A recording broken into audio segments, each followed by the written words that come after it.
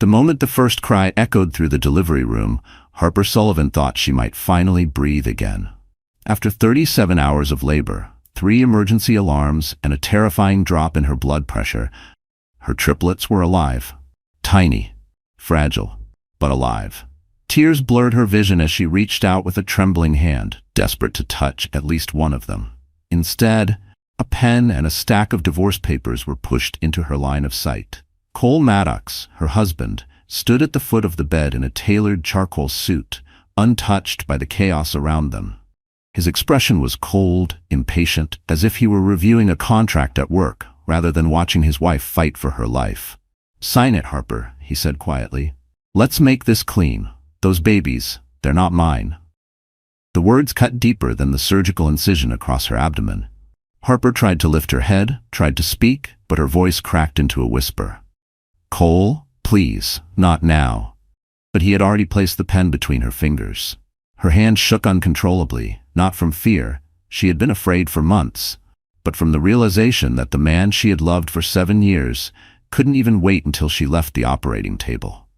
He signed his own name with a swift, confident stroke. A nurse gasped, another turned away. The anesthesiologist muttered a curse under his breath. But Cole didn't flinch. He dropped the papers onto her blanket, leaned in and whispered, "Enjoy your new life with whoever fathered them," before walking toward the door. The room felt suddenly colder. Then, a knock. A delivery nurse stepped in, holding a newborn chart. She glanced at Cole, confusion tightening her brow. "Sir, before you leave, we need to confirm something." She looked down at the forms, then back at him. "Are you the father?" Cole froze mid-step. And what she said next made the entire room stop breathing. Harper Sullivan had spent most of her life being invisible, and for the longest time she believed it was safer that way. Growing up in a fading neighborhood on the outskirts of Boston, she learned early that dreams were fragile things, easily broken, easily mocked, easily taken away. Her mother worked double shifts as a waitress. Her father disappeared somewhere between a bottle and a promise, and Harper became the child who stayed quiet, so the world wouldn't collapse on her. But even quiet girls carry storms inside them. From the moment she stepped into nursing school, Harper found purpose. She wasn't the smartest, but she was the one who held a newborn's hand through its first shaky breaths. The one who whispered comfort to mothers who felt their world was falling apart. She was the one who stayed past her shift, not for overtime, but because she couldn't bear the thought of a baby lying alone in an incubator. Nurses didn't make much, but Harper finally felt like she mattered. Then she met Cole Maddox. He walked into the hospital lobby one snowy evening, tall, sharp-featured, with a confidence that made the world look like it belonged to him. He was there visiting a colleague, but his eyes kept drifting back to Harper, her red hair tied in a messy bun, her scrubs rumpled from a 16-hour shift, her smile a little tired but unmistakably genuine. Cole told her she had a light in her, something rare. Harper believed him, because she wanted to. She didn't know that some people admire light only to find ways to extinguish it. Their first year of marriage felt like a dream. Simple dinners in their tiny Queens apartment, movie nights on the sofa, long talks about the future. Harper thought she had finally found a home. Then the promotions started. Cole entered the world of Manhattan finance, where image mattered more than truth, and ambition mattered more than loyalty. Slowly, the man who once made her feel seen began to treat her like an inconvenience. He criticized the long hours she worked, told her she wasn't polished enough to attend his firm's events, told her a nurse's salary didn't match his lifestyle, and then, one day, told her she wasn't enough. Still, Harper held on, especially when the unthinkable happened. After years of trying and failing, after nights spent crying quietly in the bathroom so Cole wouldn't hear, she found out she was pregnant. Not with one baby, not with 2. 3. Triplets. Her hands shook as she held the ultrasound printout, a miracle multiplied by 3. She imagined Cole lifting her off the floor in excitement, crying with her, promising they'd get through anything. Instead, he stared at the screen in stunned silence, then whispered the sentence that would haunt her until the day she gave birth. "Harper, that's impossible. I can't have kids." He showed her a medical report, one she didn't know had been altered. He accused her, he threatened divorce, He walked out for 3 days. But Harper refused to give up. These babies were hers, her second chance at family, her chance to rewrite the story she grew up with. She carried them through nausea, cramped apartments, double shifts and nights alone, telling each tiny heartbeat, "I'm here. I'm not leaving." She didn't know that the moment she brought them into the world, the man she loved would betray her in the cruelest way imaginable. And she had no idea someone else was about to step into her life and change everything. New York had a way of swallowing people whole, especially those who came with soft hearts and quiet hopes. Harper Sullivan had learned this long before the triplets, long before the betrayal, long before she found herself lying on a delivery table under blinding surgical lights while her world collapsed in slow motion. She lived in a cramped walk-up apartment in Astoria, Queens, the kind of space where winter wind slipped through old window frames and summer heat clung to the walls like a wet blanket. The kitchen barely fit a stove. The bedroom was hardly bigger than a closet. But to Harper, it had been a sanctuary, a place where she imagined bringing home her babies, rocking them to sleep in the small wooden crib she bought second-hand from a thrift store on Steinway Street. Every morning, she rode the N train into Manhattan for her shifts at St. Victoria Medical Center, a towering hospital nestled between sleek glass buildings on East 68th Street. It wasn't glamorous, but it was hers, her routine, her purpose. The polished white floors, the soft beeping of monitors, the echo of carts rolling down hallways. It all reminded her that she belonged somewhere, even if home no longer felt like home. Cole, meanwhile, lived in a different New York entirely. His world existed in mirrored boardrooms on the 42nd floor of a Park Avenue tower, where men in tailored suits closed deals worth millions before lunch and celebrated with dinners that cost more than Harper's monthly rent. His colleagues drove black Mercedes and wore watches that flashed under chandelier lights. He fit right into that world, slipping into ambition the way others slipped into a warm coat. But Harper had never belonged there. And the deeper Cole moved into that life, the more she faded from his. Their marriage had begun in a modest apartment and ended in a penthouse she rarely stepped foot into. Cole refused to bring her to company events, said she looked too tired, that nurses didn't really fit the vibe. He started coming home later, then not at all. And when he finally stopped pretending, their world split cleanly in two, his world of polished marble and her world of scuffed hospital floors. The clash between those worlds became undeniable the night Harper went into early labor. Snow hammered against the windows as she struggled to breathe through the contractions. She called Cole first, 3 times, no answer. He was at a corporate banquet at the plaza, where crystal chandeliers sparkled and Verena, his assistant, hovered at his side. Harper took a cab alone, gripping the seat as pain tore through her. The city blurred past, 5th Avenue, Central Park South, the rushing lights of ambulances crossing intersections. She arrived soaked in sweat, shaking, terrified. Inside St. Victoria's maternity ward, the atmosphere swung between chaos and urgency. Doctors rushed, machines whirred, nurses whispered updates and counted heartbeats. Harper's vision blurred as the contractions worsened, as her blood pressure plummeted, as the world narrowed into a tunnel of white noise. Cole arrived only when it was already too late to pretend he cared. He didn't touch her. He didn't ask if she was okay. He simply stood at the foot of the bed, handed her divorce papers, and told her the triplets weren't his. But the hospital had one more surprise for him, one he never could have predicted, because someone else had stepped into the role he abandoned. And the paperwork already carried that man's name. If Harper was the quiet force holding her world together, then Cole Maddox was the storm tearing it apart. He hadn't always been that way. At least not in the beginning. But power has a way of revealing the truth about people. And for Cole, truth was an ugly thing wrapped in an expensive suit. Cole grew up in a wealthy New England suburb where reputations mattered more than morals. His father, a harsh and calculating hedge fund manager, raised him to believe that emotions were weaknesses and weakness was a disease. Cole learned early how to charm, how to manipulate, how to win by stepping on others without leaving footprints. By the time he reached Manhattan, he had mastered the art of appearing respectable while hiding the rot beneath. Harper never saw that rot, not until it was too late. Cole didn't simply drift away from her when success came.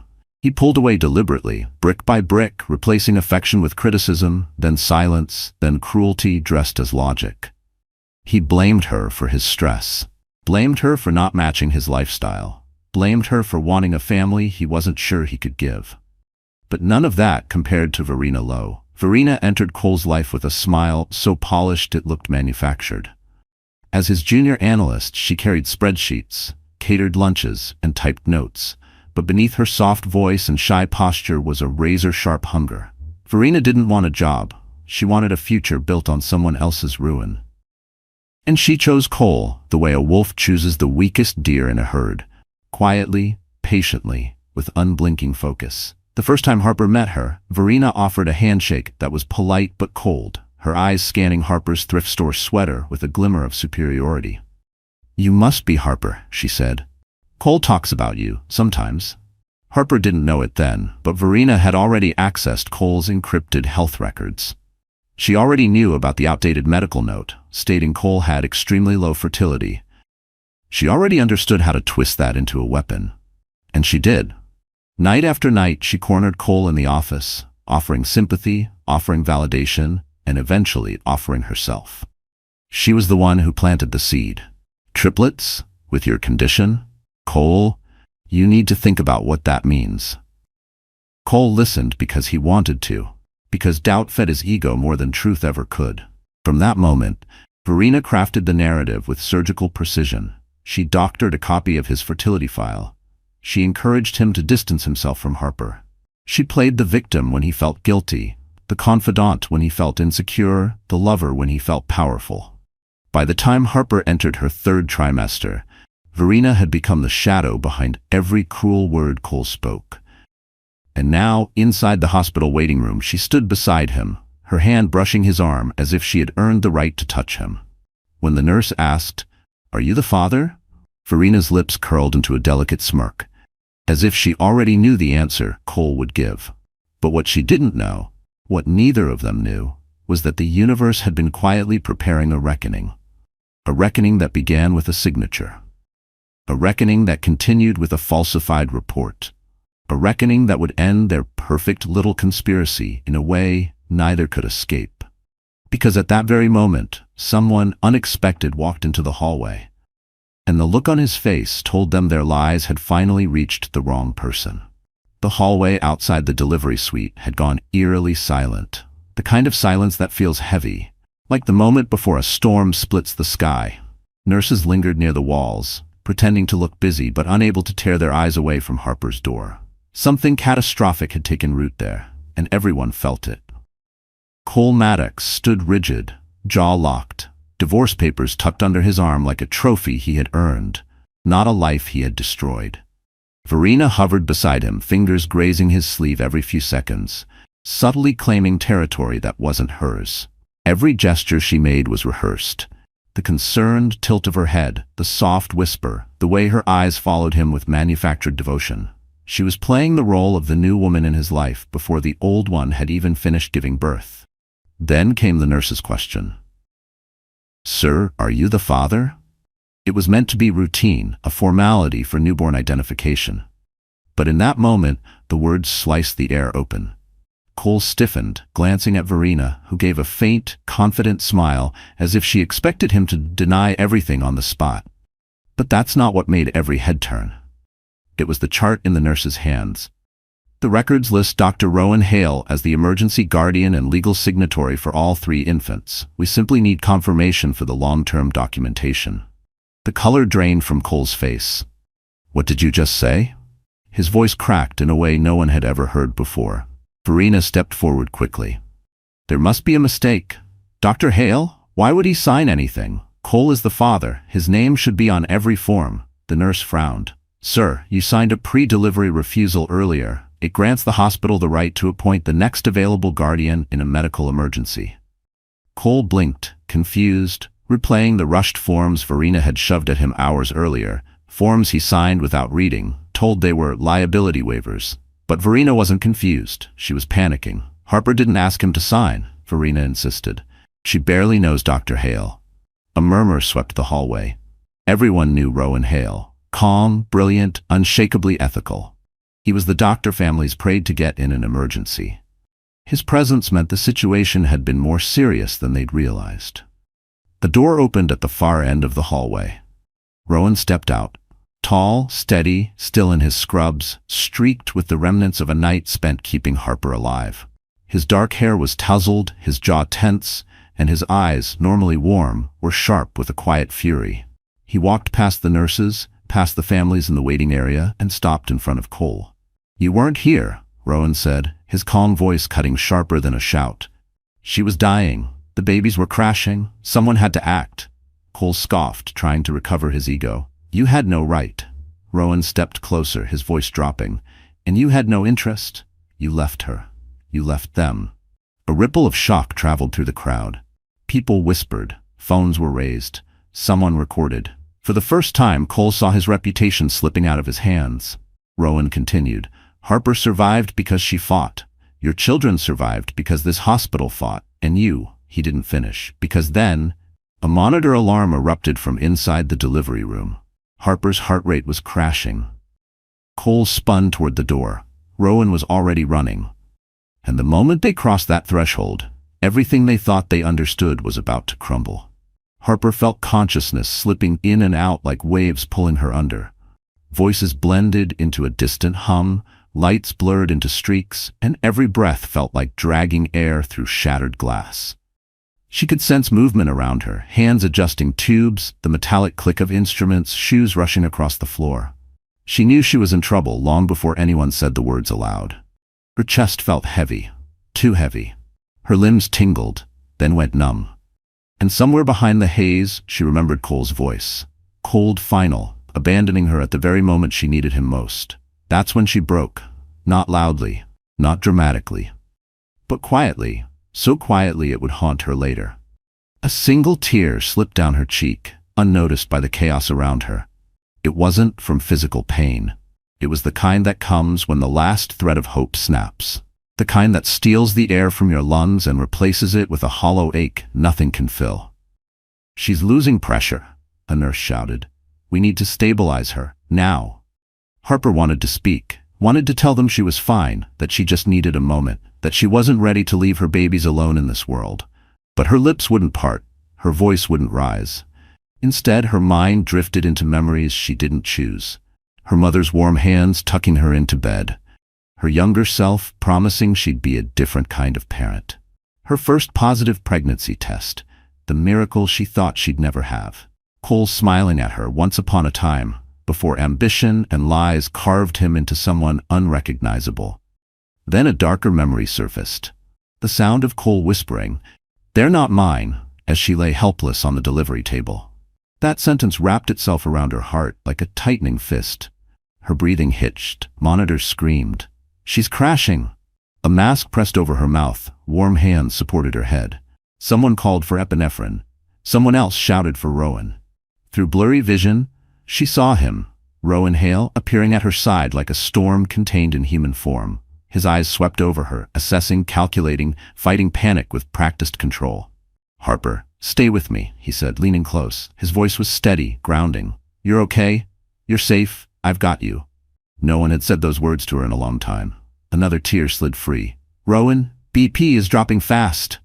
"Get me a second line," he barked. "We're not losing her. Not today." His hand found hers. He squeezed, firm and certain, as if sheer willpower could anchor her to the world. "Think of your babies," Rowan said softly.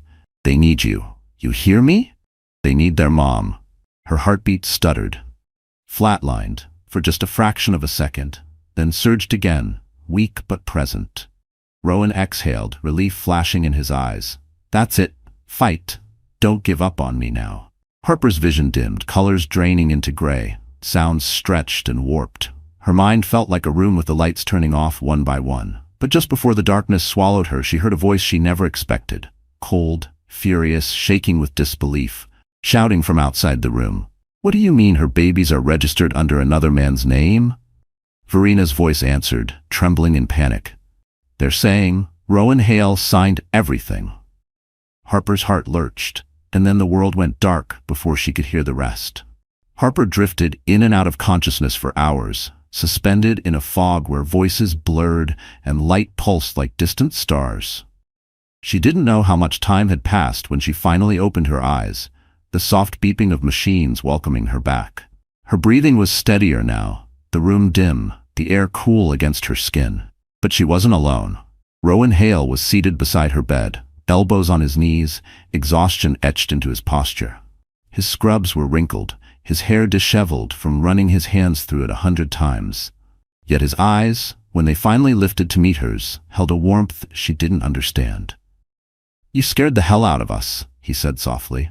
Harper tried to speak, but her throat burned. Rowan poured water, lifting the cup to her lips with a gentleness she hadn't felt in years. When she could finally form words, they came out cracked. "My babies, are they okay?" "They're fighters," Rowan said. "Stronger than anyone expected. They're stable for now." Relief washed over her, so intense it pulled another tear free. But the moment was short-lived.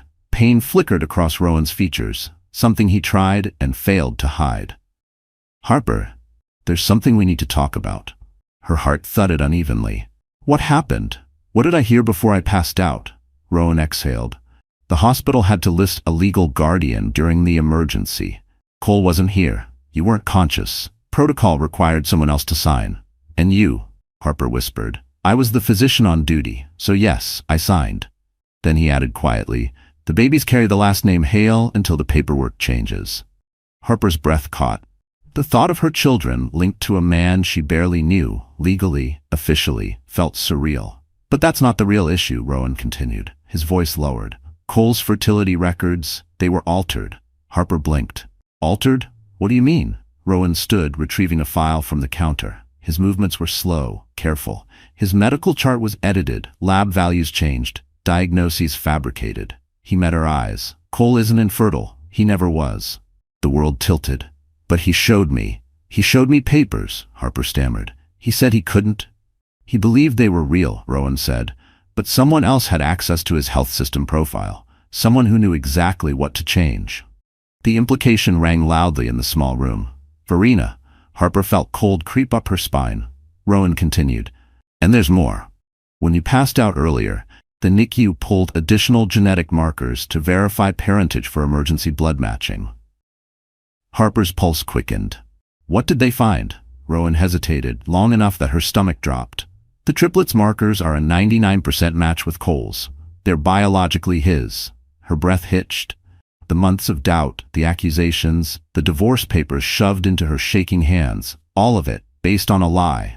A lie someone wanted Cole to believe. A lie that ruined her. "Why?"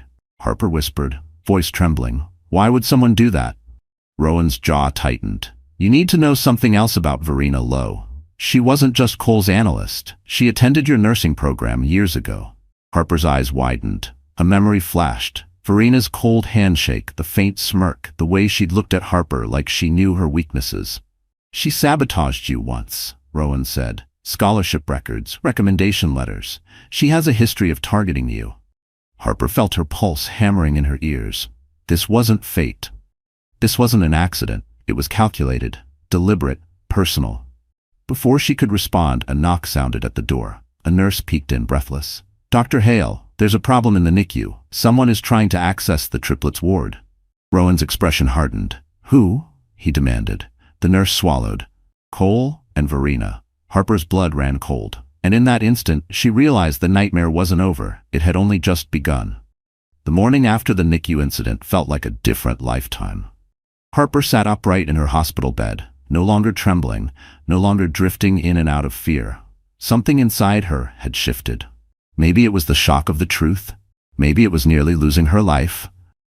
Or maybe it was finally realizing that she had spent years shrinking herself for a man incapable of loving anything he couldn't control. Whatever the reason, the woman who opened her eyes today was not the same one who had begged Cole to stay. A soft knock sounded at the door.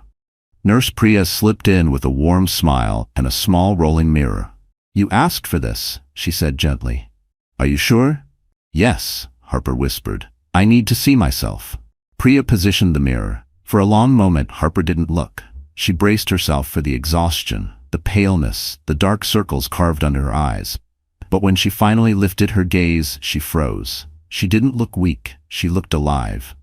Her cheeks held color again. Her hair, though messy, framed her face with surprising softness. Her eyes, though tired, held a new clarity, a new resolve. For the first time in years, she saw her mother's strength looking back at her. "Let me help you freshen up," Priya offered.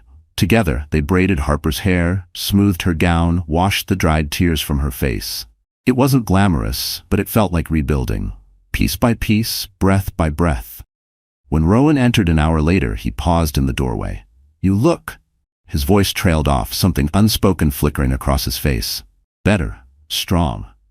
Harper managed a small smile. "I feel awake."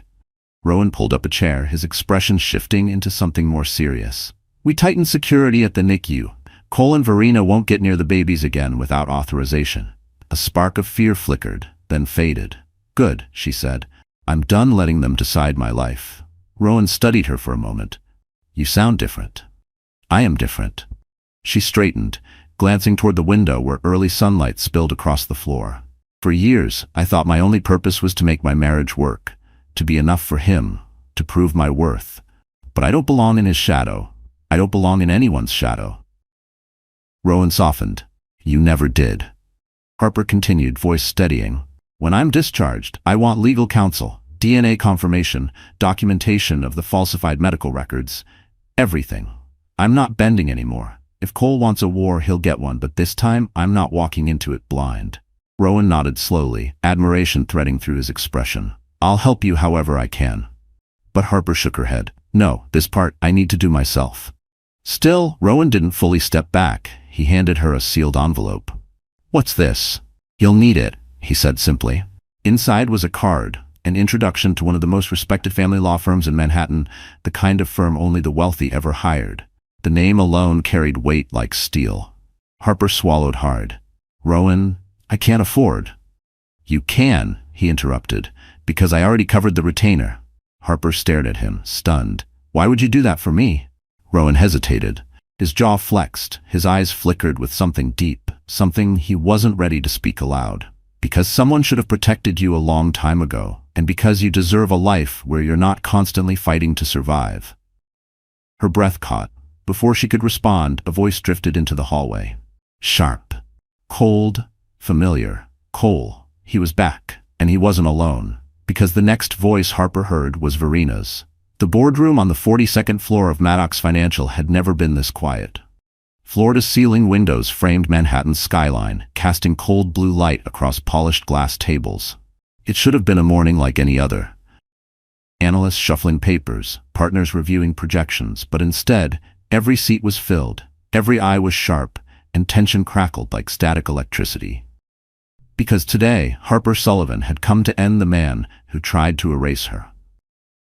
She didn't walk in alone. Rowan Hale entered beside her, flanked by two attorneys wearing expressions that said they'd already won. Harper wasn't dressed in hospital gowns or exhaustion this time. She wore a dark green wrap dress that set her hair aflame under the fluorescent lights, her posture straight, her chin lifted. She wasn't the fragile woman Cole had tried to discard. She was the mother of 3 children he had abandoned.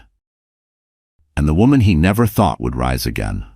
Cole stood at the far end of the table, his confidence visibly cracking. Verena was planted at his side, wrapped in a fitted blazer, pretending she belonged in the room. But her eyes darted every few seconds, toward the lawyers, toward Rowan, toward Harper, like a trapped animal. "Let's get this over with," Cole said, trying to sound in control. "You can't just barge into my company." Rowan raised an eyebrow. "Actually, we were invited." He tossed a file onto the table. "By your board." Gasps rippled across the room. The oldest board member, a stern woman with steel-gray hair, leaned forward. "Mr. Maddox, your wife, your legal wife, has presented serious allegations regarding falsified medical records, intentional emotional harm, and attempted access to the NICU without authorization." Cole's face reddened. "This is insane. She's lying. She's..." "Enough." Harper's voice was steady, clear, and devastatingly calm. She slid a stack of documents across the table. "These are the corrected copies of your fertility results. And these," she placed a second folder atop the first, "are the digital footprints showing who altered them." Verena blanched. The attorneys displayed enlarged screenshots, login timestamps, IP addresses, security alerts, all pointing to one person, Verena Lowe. No, Verena whispered. That's impossible. I couldn't. Rowan stepped closer, his gaze piercing. You accessed a restricted medical portal using credentials stolen from a retired administrator. You forged results. You manipulated Cole into destroying his marriage, and then you tried to enter the NICU to interfere again. The board erupted. Cole staggered back as if struck. You did this? Verena. She snapped. You were supposed to leave her. You chose her over me every time, even when you didn't realize it. I had to make you see the truth. That wasn't truth, Harper said quietly. That was obsession. Verena lunged forward suddenly, pointing at Harper with shaking hands. You don't deserve him. You never did. He's mine. Security burst into the room, summoned earlier by Rowan. Verena shrieked as they seized her arms. Cole didn't move to stop them. As she was dragged out, she screamed, This isn't over. You'll regret this. All of you. Silence fell. Cole looked around the room, panicked. You can't take her word over mine. She's trying to ruin me. But Harper was already opening the final folder, the one that would destroy what remained of his reputation. Inside were the DNA results confirming the truth Cole had screamed wasn't possible. You are the father, Cole, Harper said softly, and you abandoned your own children. The board froze. Cole swayed. His empire trembled under his feet. Then Rowan placed a hand on Harper's shoulder. Harper, he murmured, you did what you came to do. But Harper wasn't done. She stepped forward, eyes locked on Cole, voice trembling with strength. This is only the beginning. And at that exact moment, the board chair announced a vote, one that would decide Cole's fate forever. The vote didn't take long, but its impact echoed like thunder. Cole Maddox stood in the center of the boardroom as the people who had once admired him, once called him a visionary, raised their hands, one by one in favor of his removal as CEO. No hesitation, no sympathy, just cold silence and the sound of a kingdom collapsing. Cole's throat bobbed as he tried to swallow his shock. You can't do this. I built this company. The chairwoman closed the folder in front of her. And you nearly destroyed it. Reckless behavior. Ethical breaches. Negligence impacting not only your employees but your own family. We cannot entrust this firm to someone who prioritizes ego over integrity. Harper watched without speaking. She didn't gloat. She didn't smile. She stood quiet and still, the way someone stands at the edge of a battlefield after the smoke clears. Not triumphant, but resolute. Cole turned to her, eyes wild. You're doing this. You're turning everyone against me. No, Harper said softly. You did that all on your own. His gaze darted around the room, desperately searching for someone, anyone, to take his side. But Verena was gone. His colleagues stared back with carefully neutral expressions. He had no allies left. Security approached. Cole stumbled back. I'm not leaving. This is my company, my name, my legacy. But the guards each took an arm, guiding him toward the door. He didn't fight. Not truly. His legs weakened beneath him, his shoulders sagging. The weight of consequences, real consequences, became too heavy for a man who had spent his life avoiding them. Just before he disappeared through the doorway, he looked back at Harper. There was fear in his eyes, a fear she had once felt, but would never feel again. When he was gone, the room finally exhaled. The board turned their attention to Harper, offering quiet nods, subtle acknowledgments. Not pity, respect. She had endured humiliation, betrayal, abandonment, and still found the strength to stand before them. Rowan stepped closer, voice low enough for her alone. It's over, Harper. But she shook her head. No, not yet. He studied her. What's left? Harper lifted her chin. My children deserve legal protection, full custody, and Cole will try something reckless once he realizes what he's lost. Rowan nodded slowly. Then we prepare. As they exited the boardroom, reporters swarmed the lobby downstairs. Cameras flashed like lightning, microphones thrust forward. The headline was already spreading through Manhattan. Disgraced CEO removed after paternity scandal and medical fraud. Harper raised a hand instinctively to shield her face, but Rowan gently shifted in front of her, blocking the barrage of cameras with his body. It's okay, he murmured. I've got you. His presence, steady, calm, solid, felt like a lifeline. For the first time in a long while, Harper realized she wasn't surviving this alone. Outside the building, the winter wind whipped through the streets. but she felt strangely warm inside, as if something heavy had finally been lifted. She had walked into the fire and come out stronger. Still, a question nagged at her. "Do you think Cole will disappear?" she asked. Rowan exhaled. "Men like Cole don't disappear. They retaliate." Harper swallowed hard, the city lights blurred behind falling snow. "Then I need to be ready." Rowan stepped closer, searching her face. "You won today, and you'll win what comes next. I'll make sure of it." But just as Harper opened her mouth to respond, Rowan's phone buzzed sharply. He glanced at the screen, and his expression darkened. "What is it?" she asked, pulse quickening. Rowan lifted his eyes, voice tightening. "It's the hospital." Harper froze. They said someone tried to access the NICU again. And this time, it wasn't Cole or Verena. The hospital hallways felt colder than usual, as if the walls themselves sensed something was wrong. Harper's heart thudded in her chest as she hurried alongside Rowan, their footsteps echoing sharply against polished floors. Her palms were sweating. Her throat felt tight. She had already survived betrayal, humiliation, and a near-death experience. But nothing terrified her the way those 3 tiny incubators did. "What happened?" she gasped, trying to keep up with Rowan's long strides. "The NICU reported an unauthorized attempt to enter the restricted wing," Rowan said. Voice clipped. When staff approached, the person ran. Harper's stomach dropped. "Ran? So they got inside?" "No," Rowan said, "but they were close enough to scare everyone." They rounded the corner toward the NICU entrance. Security guards stood by the double doors, tension radiating from their stiff posture. One guard stepped forward as Rowan approached. "Dr. Hale, we reviewed footage," the guard said. "The suspect was wearing a visitor badge, but it wasn't issued today." "How did they get it?" Harper whispered. The guard hesitated. "We're tracing that now, but there's something else." He turned to Harper. "Ma'am, the badge was issued under your name." Harper felt her knees nearly buckle. What? I didn't request any badges. I haven't left the maternity wing." Rowan's jaw clenched. Someone is spoofing her identity. Panic crawled up Harper's spine like cold fingers. Who would do this? Cole was furious, yes, but reckless entry into a NICU? Even he wouldn't risk harming his own children. And Verena was in police custody. So who? Rowan gently touched her elbow. "Come on, let's check on the babies." They entered the NICU, greeted by the steady, rhythmic beeping of heart monitors. The warm, low-lit room always felt like sacred ground, the place where fragile beginnings fought their way into the world.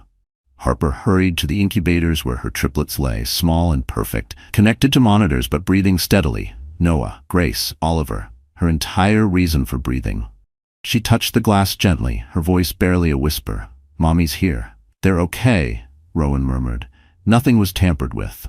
Harper exhaled a shaky breath. Relief washed over her, but it was thin, fragile, easily pierced. "Someone's targeting them," she said, voice trembling. "Why? What do they want?" Rowan didn't answer immediately. Instead, he motioned for the NICU nurse to give them space. Once the room quieted, he turned to Harper with a seriousness he'd never shown before. "There's a possibility," he said slowly, "that this has nothing to do with Cole." Harper frowned. "Who else would want to hurt my children?" Rowan slid his hands into his pockets, a gesture that told her he was choosing every word carefully. The badge wasn't the only strange thing. Security reported the intruder didn't try to reach the triplets at first. They went to the supply cabinet. "The cabinet?" Harper repeated. "Why?" "Because that's where blood type charts and transfusion kits are kept." Rowan met her gaze. Someone wasn't trying to harm them. Someone was looking for DNA confirmation. Harper felt the blood drain from her face. Why would anyone want that? Rowan's silence was louder than any answer. Then a nurse rushed into the NICU, breathless. "Dr. Hale, you need to see this." She held out a tablet. Security had enhanced the footage. The intruder's face was partially obscured by a hood, but not enough. Harper froze. She knew that face. A face she hadn't seen in almost 15 years. Her estranged father. The man who abandoned her. And now he was trying to reach her children. For a long moment, Harper couldn't breathe. The image on the tablet, grainy, slightly distorted, but unmistakably him, hollowed out her chest. That face, aged but familiar, yanked her backward through years she had buried on purpose. Her father, Patrick Sullivan. The man who vanished without a goodbye. The man who left her and her mother drowning in overdue bills and broken promises. The man she hadn't spoken to since she was 13. "What is he doing here?" Harper whispered. "Why now?" Rowan gently took the tablet from her trembling hands. "We don't know yet. But security has flagged his visitor ID. It was issued using stolen credentials." Her stomach churned. All the nights she spent crying alone after he abandoned them came flooding back. The months of eviction notices. Her mother working triples to keep them afloat. The crushing guilt she carried when her mother became sick. Harper had learned early that the people meant to protect you were sometimes the first to walk away. She hadn't expected him to return. She definitely hadn't expected him to return like this. Rowan stepped closer. "Harper, when was the last time you saw him?" 15 years ago, she whispered. "He walked out, didn't call, didn't send money, didn't even show up when Mom got sick. I thought he was dead." Her voice cracked on the last word. Rowan's expression softened. "Maybe he's desperate. Maybe something happened." Harper shook her head. "He was never desperate enough to come home, not for me, not for her." She stared at the newborns in their incubators, the tiny lives she would die to protect, and the thought of her father, the man who couldn't even protect his own child, trying to access them, made her skin crawl. The NICU nurse lingered nearby, hesitant. "There's more. We pulled hospital records from admissions earlier this morning. Someone under your father's name requested a consultation with genetic specialists." Harper's eyes widened. "Genetics? Why?" Rowan exchanged a look with the nurse, a heavy one. "Harper, there's a chance your father may be sick." Harper's breath faltered. "Sick? Certain genetic disorders require close biological relatives for treatment," Rowan explained carefully. "Sometimes grandchildren." The floor seemed to tilt beneath her. "No," she whispered. "He doesn't get to walk back into my life and demand anything. He doesn't get to use my kids as solutions." Rowan placed a steady hand on her shoulder. "You don't have to make any decisions right now, but you need to know the truth before he tries to reach you again." Harper swallowed hard. Her pulse thundered. She felt the old wounds opening, wounds she thought she'd sealed long ago. "But why steal a badge?" she murmured. "Why sneak around instead of talking to me?" The nurse lowered her voice. "Because the hospital declined his request. He wasn't authorized to learn anything about you or the babies. He tried to force access." Harper felt a disturbing mix of anger and dread twist inside her. Her father had always been unpredictable, charming when he wanted something, cruel when he didn't get it. But this was different. This was deliberate, calculated. Rowan hesitated before speaking again. "There's one more thing you should hear. The security team found something dropped near the NICU entrance." He reached into his coat pocket and handed her a folded piece of paper. Harper unfolded it slowly, her breath quickening as she recognized the handwriting, jagged, messy, painfully familiar. It read, "Harper, I need your children. Don't make me do this the hard way." Her hands shook, the room spun. Rowan grabbed the paper before it slipped from her fingers. Her father wasn't here for reconciliation. He was here for possession. Before Rowan could speak, another alarm blared across the floor. A NICU alert that made Harper's blood turn to ice. A nurse burst into the hall. "Dr. Hale, one of the baby's monitors just spiked. We need you now." Harper's heart stopped, and when she ran into the NICU, she realized the nightmare wasn't over. It was escalating. The NICU was pulsing with urgency the moment Harper rushed inside. Alarms flashed overhead, casting red light across the room like a warning from the universe itself. Nurses moved quickly but with measured precision, surrounding the smallest of Harper's babies. Oliver, her most fragile child. His monitor had spiked, oxygen levels dipping just enough to trigger panic. Harper pressed a hand to her chest, trying to breathe. "What's happening?" A nurse checked the ventilator connections. "His vitals are stabilizing, but someone tampered with the incubator settings. The temperature was shifted." Harper froze. "Shifted? On purpose?" "It wasn't a system glitch," the nurse said grimly. "Someone did this manually." Her vision blurred as horror washed over her. First her father trying to sneak in. Now this. Someone willing to risk a newborn's life. Then Rowan stormed into the NICU with the intensity of a man ready for war. He went straight to Oliver's side, assessing the charts, adjusting the settings, and barking orders with practiced calm. "Get me a full diagnostic read. I want every change time-stamped," he said. and lock every access point. No one gets within 10 feet of these babies without triple verification. His presence steadied the room, and for a moment, Harper felt the world stop shaking. But when Rowan finally turned toward her, she saw something new in his eyes. Something sharp and controlled only by force. "Harper," he said quietly, "this wasn't your father." She swallowed. "How do you know?" Rowan lifted a small object sealed in a plastic evidence bag. A security badge. A badge that didn't belong to her father. A badge that didn't belong to Cole either. "This was found under the incubator," Rowan said. "It's a duplicate access card used by hospital staff." Harper's stomach tightened. "Whose is it?" Rowan hesitated just long enough to make her knees weaken. "It belongs to a night shift technician, one who clocked out early tonight." Harper frowned. "But why would he?" "Because someone paid him," Rowan said flatly. "And we need to know who." Before she could answer, the NICU doors burst open, and a security supervisor hurried in. "Dr. Hale, we've detained the technician," he said. "He claims he didn't intend to harm anyone. Just do a job." Harper's pulse spiked. "What job?" The supervisor looked from Harper to Rowan, unsure how much to reveal. Rowan nodded for him to continue. "He said a woman contacted him, offered cash to trigger a mild scare so the mother would be distracted long enough for someone else to speak to the infants. Said it was a family matter." Harper felt ice slide down her spine. "A woman," Rowan stiffened. "Describe her." He said she was in her 30s, tall, dark red hair, expensive coat. Harper shook her head. "No, that can't be. Verena is already," but Rowan was already ahead of her, expression darkening. "It's not Verena." A chill swept over Harper. She only knew one other woman with hair like that. Her breath faltered. "My father's second wife, Elena." Rowan's eyes widened, the connection snapping into place. "You mentioned she never liked you." "That's an understatement," Harper whispered. "She blamed me for my father leaving. She said I ruined his life, and now she thinks my babies can save his." Before Rowan could respond, the NICU intercom buzzed sharply. "Dr. Hale, please report to the main entrance, immediately." Rowan exchanged a tense look with Harper. "Stay here. Don't move. Don't talk to anyone." Harper nodded, clutching the incubator rail like an anchor. Rowan strode out of the NICU just as a guard rushed in, breathless. "Ma'am," he said urgently, "you need to come with me. Someone is demanding to see you." Harper's heart slammed against her ribs. "Who?" the guard swallowed. "A woman, with red hair. And she refuses to leave until she gets the babies."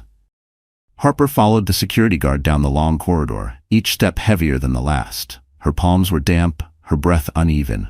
She had faced Cole, she had faced Verena, she had even faced the ghost of her father's betrayal. But the woman waiting for her now, Elena Sullivan, was a different kind of danger.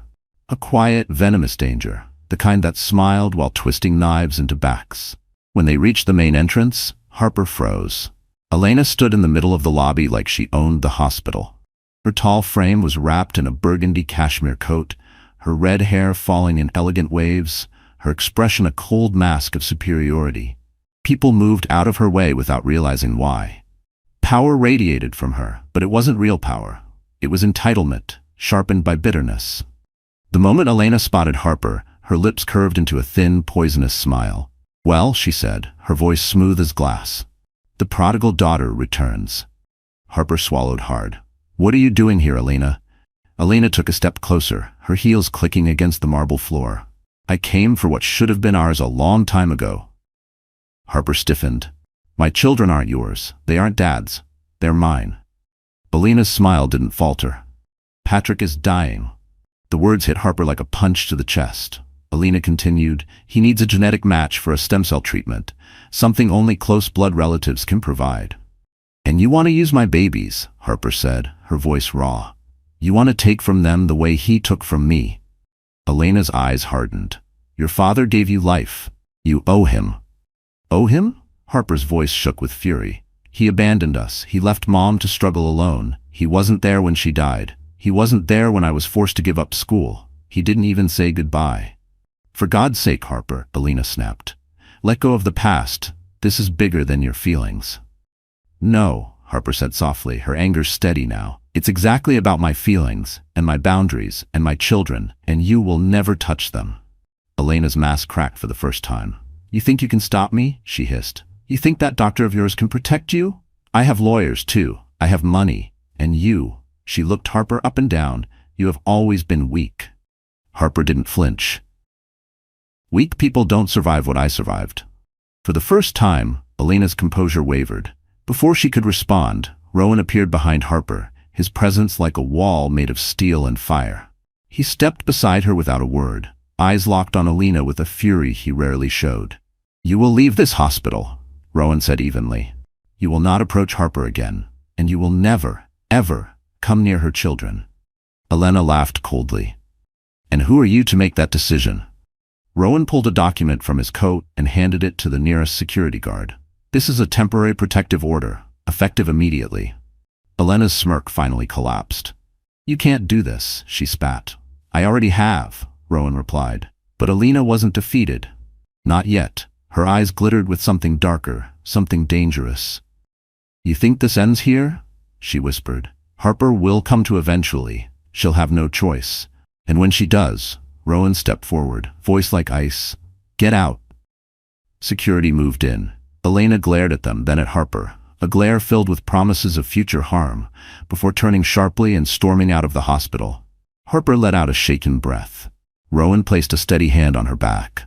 It's over, he murmured, but Harper's gaze lingered on the revolving doors where Elena disappeared. Because deep down, she knew something Rowan didn't. Elena never walked away without a plan, and she never attacked only once. The next morning, Harper sat in a polished wood conference room at Fairchild & Lawson, the Manhattan law firm Rowan had connected her to. Outside the windows, the city pulsed with winter sunlight, glittering off skyscrapers like shards of glass.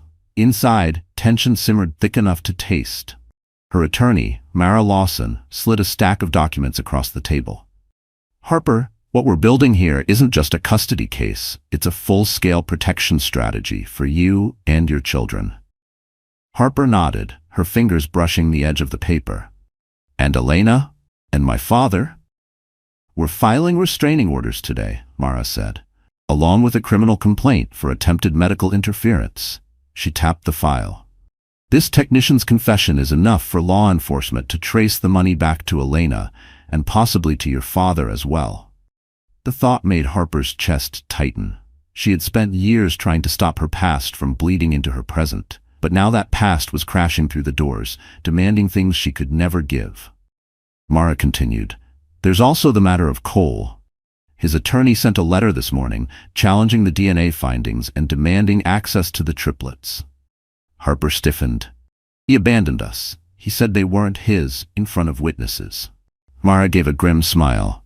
And I'm going to tear him apart with that. His signature on the parental refusal form is legally catastrophic. Add in Verina's falsifications, his NICU intrusion attempt, and now his removal from Maddox Financial. This man is in no position to gain anything in court. Harper felt a mixture of relief and sorrow. She had wanted Cole to love their children, not weaponize them. But reality didn't bend to hope. Mara flipped to another page. Now about your father. There's something you need to see. She handed Harper a printed report, a hospital file compiled overnight by Rowan's contacts. Harper frowned. What is this? It's his medical situation, Mara explained gently, and something else. Harper scanned the pages. Each sentence hit harder than the last. Genetic marrow failure, progressive, prognosis poor. Then her eyes reached the line that froze her heart. Potential candidate for experimental treatment pending family match verification. Her hand trembled. So it's true, he's dying. Yes, Mara said softly, and he believes access to your children is his only chance. Harper closed her eyes, swallowing the ache rising in her throat. She wasn't heartless, she wasn't vengeful, but saving the man who had never saved her, sacrificing the children he never wanted? No, not anymore. Mara leaned forward. Harper, we also uncovered something else, something about Elena. Harper looked up, startled. What about her? She's not just your father's wife, Mara said. She's his financial guardian, which means if he dies before receiving treatment, she inherits everything. Harper blinked. Everything? Every asset, every investment, every property. And if he lives? Mara's lips tightened. She gets nothing. It hit Harper like a lightning strike. Elena wasn't fighting to save her husband, she was fighting to save her inheritance. Rowan suddenly appeared in the doorway, slightly out of breath. Harper, he said urgently, There's new information. Security reviewed another camera angle. Harper's pulse spiked. About Elena? Rowan shook his head. No. About your father, Mara frowned. What is it? Rowan stepped inside, closing the door behind him. Patrick didn't come to the hospital alone, he said. He had help. Harper's breath snagged. Whose help? Rowan hesitated, then answered. Cole's. Harper's world lurched, and in that instant she realized two men who once abandoned her had now joined forces against her. Harper felt the air leave her lungs. Cole, the man who once vowed to build a future with her, now aligned with the father who abandoned her? It felt impossible, yet something in her gut told her it made a twisted kind of sense. Two men who thrived on control, both threatened by her independence, both panicked by the consequences of their own actions. Rowan stepped forward, placing the security photos on the table. This was taken 2 hours before Patrick attempted to breach the NICU. That's him, and that's Cole handing him an envelope. Harper stared at the grainy image. Cole's expression was furious, tight-jawed, his shoulders stiff. Patrick looked desperate, unwell, but determined. The envelope between them felt like a physical symbol of betrayal. What's in the envelope? She whispered. Cash, Rowan replied. And instructions.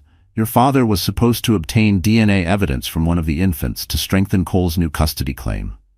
Harper's breath hitched.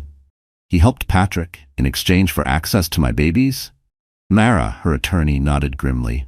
It aligns with Cole's latest legal filing. He's now claiming you coerced Rowan into falsifying the guardian paperwork. He's building a narrative that you're unstable, vindictive, and acting against the children's best interest. Harper almost laughed, not from humor, but disbelief. After everything he did to us, he wants to paint himself as the victim? Mara leaned back. Desperate men rewrite stories to survive them. But Rowan wasn't amused. His eyes burned with a protectiveness that went far deeper than duty. He's not getting near those kids, Rowan said. Not now, not ever. But we need to strike first, legally and publicly. Harper straightened. What do you need from me? Your truth, Mara replied. Every detail, every threat, every moment he abandoned you. The court needs to see the full pattern. For the first time, Harper didn't feel shame.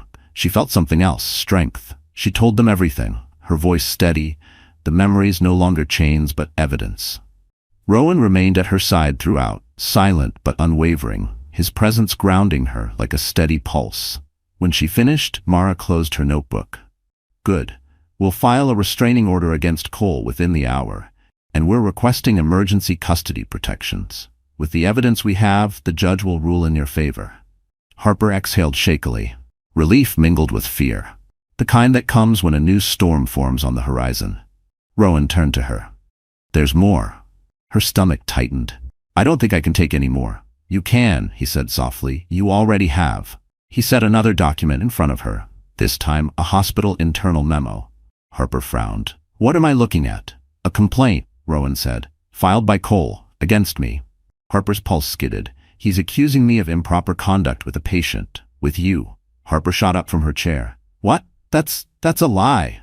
Rowan nodded. Of course it is, but if it sticks, I lose my medical license. And he knows that. He's trying to remove me from your side so you'll stand alone again. Harper's fists clenched. I won't let him do that. I won't lose the one person who's actually protecting us. Rowan's eyes flickered. A rare moment of vulnerability. We'll fight it. Together. Mara looked between them, then placed a new file on the table. This is our counterstrike, and once we file it, Cole will have no path left. Harper nodded, bracing herself, but before Mara could continue, her phone buzzed sharply.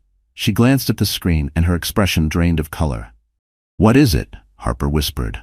Mara looked up, voice tight with dread. The judge wants an immediate emergency hearing. Rowan stiffened. When? Now. Now, Mara said. As in 30 minutes. Harper's heart pounded, because the fate of her children was about to be decided, and Cole would be waiting for her in that courtroom. The courthouse smelled faintly of old paper and winter air as Harper stepped inside, every nerve in her body thrumming. Rowan walked at her right, Mara at her left, the three of them moving with a quiet urgency that turned heads. Harper's palms were damp, her stomach tight, but her spine stayed straight. She wasn't here as a victim today. She was here as a mother. Inside the courtroom, Cole was already waiting, seated confidently beside his attorney, smugness returning to his face like a stain resurfacing under bright light. He had dressed the part too, a crisp navy suit, silver tie, hair slicked back. He looked like a man who believed he could charm a judge the same way he charmed investors. But his eyes flickered when Harper entered. Not with guilt, with fear. He saw the change in her, the strength, the steadiness, the refusal to shrink. Harper didn't look at him. She took her seat beside Mara, Rowan standing behind her like a silent fortress. The judge entered, stern, silver-haired, commanding silence with a single glance. "This emergency hearing has been called," she began, "to address 3 matters: temporary custody of the minor children, alleged misconduct by Dr. Rowan Hale, and concerns for the safety of the infants in the neonatal intensive care unit." Harper's heart pounded. 3 battles in one arena. Cole's attorney rose first. "Your Honor, my client was wrongfully excluded from his children's lives. Miss Sullivan and Dr. Hale conspired to assign guardianship to him. Their actions were premeditated and designed to sever paternal rights." Rowan's jaw tightened. The attorney continued, "Furthermore, we have reason to believe Dr. Hale engaged in inappropriate emotional entanglement with a vulnerable patient." Mara stood so sharply her chair scraped the floor. "Objection. We have documented evidence proving Mr. Maddox falsified narratives to hide his own negligence and intentional abandonment." She handed a binder thick enough to make the judge raise an eyebrow. Inside were copies of Cole's signed parental refusal, testimony from multiple hospital staff, security footage showing him yelling in the NICU hallway, Verina's confession tying him to falsified medical records. The judge flipped through the binder, her expression flattening. "Mr. Maddox, is this your signature on the refusal form?" Cole swallowed. I was misled." "Answer the question." "Yes," he muttered. "And you knowingly left the hospital during a high-risk labor?" "I thought the children weren't mine." "That is not an acceptable excuse for abandonment," the judge snapped. Harper felt Rowan place a steady hand on the back of her chair. She didn't look up, but she felt the warmth of it, and it steadied the tremor in her breath. Then Mara stepped forward again. "Your Honor, we also have evidence that Mr. Maddox has recently colluded with Patrick Sullivan, a man with a restraining order request pending, to illegally obtain DNA samples from a NICU ward. Their actions nearly resulted in medical harm to an infant." The courtroom erupted in whispers. Cole's face turned red. "That's a lie." Rowan lifted the security stills. "This photograph was taken 3 hours before the attempted breach." Cole's attorney lunged to object, but the judge held up her hand sharply. "Sit down. Now." Cole sank into his chair, fury radiating off him. The judge leaned forward. "Based on this evidence, temporary full custody will remain with Miss Sullivan. Mr. Maddox will have no visitation rights until a full investigation is completed." Harper's breath left her in a rush, relief and justice and disbelief all tangled together. But the judge wasn't finished. "As for the allegations against Dr. Hale," she turned to Rowan, "the court finds no grounds for misconduct at this time. In fact, his actions likely saved Miss Sullivan's life." Rowan exhaled slowly, tension draining from his shoulders. But then, the judge reached the final page of Mara's binder. Her brows knitted. This is troubling," she murmured. Harper stiffened. "What is it?" The judge looked up, eyes sharp. "Miss Sullivan, were you aware your father filed a petition before this hearing?" Harper's blood turned to ice. "He claims to be seeking emergency guardianship." Rowan stepped forward. "Your Honor, that man—" The judge lifted her hand. "I haven't ruled yet, but I will say this. The petition includes a sworn statement with accusations against Miss Sullivan." Harper's pulse thundered. "Accusations?" The judge closed the file. "And the person who submitted supporting testimony is someone you know." Harper's breath trembled. "Mr. Maddox," the judge said, "please step forward." Cole rose from his seat slowly, as if dragged upward by an invisible weight. For the first time since the hearing began, he looked uncertain, not furious, not arrogant, but genuinely rattled. Harper watched him approach the stand, her pulse hammering. Whatever he had done, whatever lies he had told, she felt the walls closing in again. The judge adjusted her glasses. "Mr. Maddox, you submitted sworn testimony supporting Patrick Sullivan's petition for guardianship. Do you confirm this?" Cole cleared his throat. "Yes, Your Honor." Mara's jaw tightened. "And in your statement, The judge continued, "You described Miss Sullivan as emotionally unstable, reckless, and unfit for parental judgment." Harper flinched at the words, though she kept her face still. Cole added quickly, "Your Honor, I was concerned for the children. She refused to let me see them. Because you signed away your parental rights," the judge snapped. Cole faltered. Rowan looked ready to leap over the table. Mara stepped forward. "Your Honor, we request permission to cross-examine." "Granted," the judge said. Mara approached Cole slowly, methodically. "Mr. Maddox, you claim Harper is unstable. What evidence do you have?" Cole hesitated. "She fainted during labor." "Due to blood loss," Mara cut in. "Caused by a medically dangerous pregnancy, not instability." Cole's jaw flexed. "She made poor choices, such as?" "She didn't tell me she was pregnant with triplets until after her second scan." Harper closed her eyes in pain. She had waited because she wanted to be sure the babies would survive before he crushed her hope. Mara's voice sharpened. "And yet you also told paramedics she wasn't your wife, that she was some woman pretending to trap you. Do you deny this?" Cole's face drained. Whispers rippled through the courtroom. The judge frowned. "Is this true?" Cole stammered. I was misinformed. Verena told me." "Ah, yes," Mara said.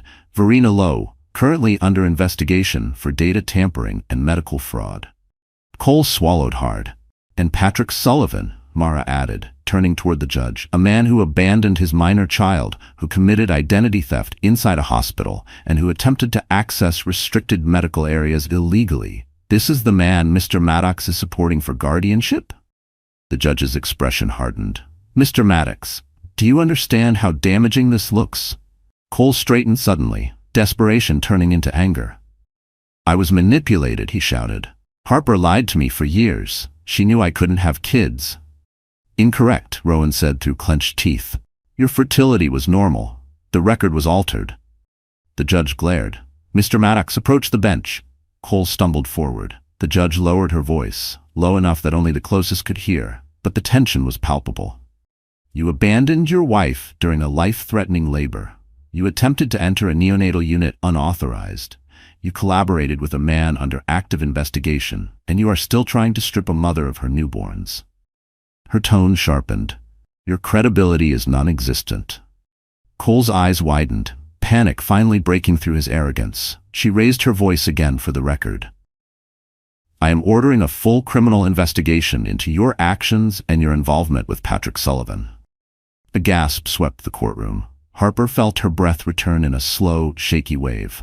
Cole sank backward into his chair, hands trembling. The judge turned pages again, scanning the documents. "This petition from Patrick Sullivan is based on forged timelines, unsupported allegations, and false claims of neglect. It is hereby..."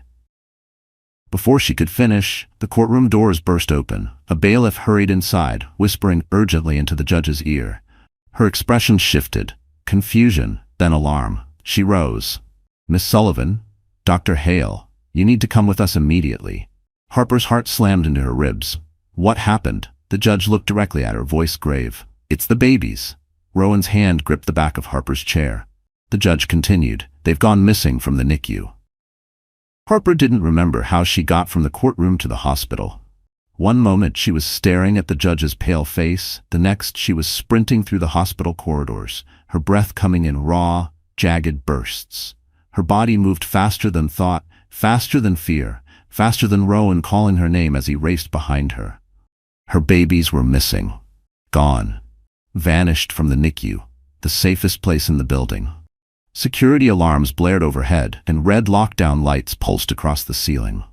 Staff rushed past them, frightened and confused. Voices echoed. "Check all exits. Lock down the elevators. No one gets out without clearance." Harper's heart hammered against her ribs, ready to shatter. "This can't be happening," she whispered.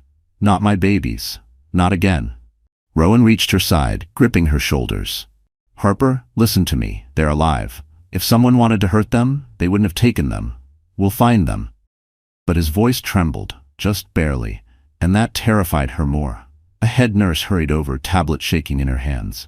"We reviewed the camera feed. The triplets were removed by someone wearing scrubs. Mask, cap, gloves, full uniform." "Can you see their face?" Rowan demanded. "No, but we tracked them through 3 hallways before the cameras went dark." "Dark?" Harper's voice cracked. What do you mean dark? Someone disabled them manually.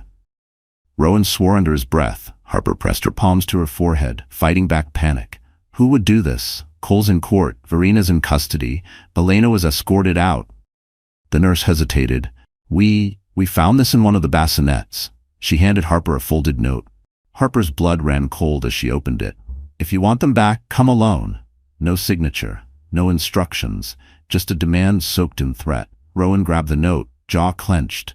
This is a trap. You're not going anywhere alone. Before Harper could respond, security radios crackled with frantic voices. Suspect sighted, northwest wing, carrying 2 infant carriers, moving toward the staff loading dock. Harper gasped.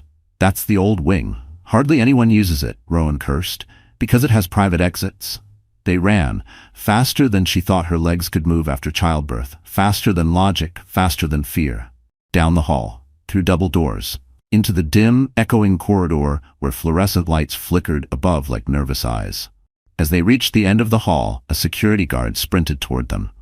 Dr. Hale, Miss Sullivan, we found the 3rd carrier near the utility closet, empty but unharmed. Harper's knees almost buckled. Empty? Where's my baby? Tracks lead outside, the guard said, into the loading dock alley. Harper shoved past him, barreling through the exit door into the icy air. Her breath turned to vapor instantly, and then she froze. A car engine roared to life in the alley, a black SUV, rear doors open, 2 infant carriers inside. Rowan yelled, Harper, stay back. But she stumbled forward, screaming, my babies. The SUV's headlights flared. Someone inside turned toward her. A silhouette, broad shoulders, a familiar outline that made Harper's heart stop. Her father. Patrick Sullivan. Still gripping one of the carriers, eyes hollow, desperate. But it was the 2nd figure, seated in the driver's seat, that made Rowan curse aloud. Cole. He looked right at Harper, expression twisted in something between panic and determination. Harper, he shouted over the engine. We're taking them somewhere safe? Safe. From her. Harper lunged forward. Rowan grabbed her arm. The SUV shot backward, tires screeching. And then, someone else stepped out from the shadows behind the SUV, raising a weapon. The split second before the weapon fired felt like the world was holding its breath. Harper froze. Rowan yanked her behind him, and the SUV screeched sideways as the gunshot cracked through the alley. The bullet struck the pavement inches from the back tire. Harper screamed. Patrick ducked inside the vehicle. Cole slammed the accelerator. But the shooter wasn't aiming at Harper, or the babies. He was aiming at the tires. Security burst through the loading dock at the same time, drawn by the shot. The SUV fishtailed, tires blown, crashing violently into the metal railing. Doors flung open. Patrick stumbled out with the infant carrier clutched to his chest. Cole crawled out on the driver's side, dazed but scrambling to grab the 2nd carrier. Give me my children, Harper cried, sprinting forward as Rowan and security followed. But before anyone reached them, Patrick collapsed onto his knees, not from fear, but exhaustion. His breath came shallow, labored, his face gray. He held the carrier out with trembling hands. Take him, Harper, he whispered, please. Harper stopped in front of him. The desperation in his eyes, for the first time, wasn't selfish. It wasn't manipulative. It was human. She took the carrier gently. Patrick bowed his head. I just wanted time. I thought I could fix what I broke. Harper swallowed the ache forming in her throat. Hurting my children doesn't fix anything. Patrick nodded, tears falling. I know. I'm sorry for all of it. Security arrived, helping him to his feet as he surrendered without resistance. His final words were a whisper. You're stronger than I ever deserved. Meanwhile, Cole tried to run, even with one of his own children in his arms. Rowan lunged, tackling him before he could escape the alley. The baby carrier rolled safely to Harper's feet as security swarmed Cole. You're done, Rowan growled. It's over. Cole thrashed, shouting, she took everything from me. She poisoned my life. But no one listened, because everyone finally saw him for who he truly was. He was arrested on the spot for kidnapping, conspiracy, medical interference, and endangerment of infants. Harper stood shaking, the cold air biting her skin, but her heart steady as she held 2 carriers close. The 3rd child was brought out moments later by a nurse who had sprinted to safety with him when the alarm sounded. All 3 babies, alive, safe, breathing. She fell to her knees, sobbing, relief breaking her open. Rowan knelt beside her, arms engulfing her, forehead pressed gently to hers.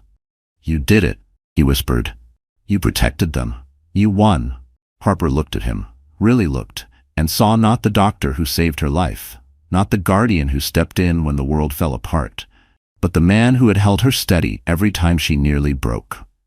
Later that week, in a peaceful courtroom far from chaos, the judge granted Harper permanent full custody.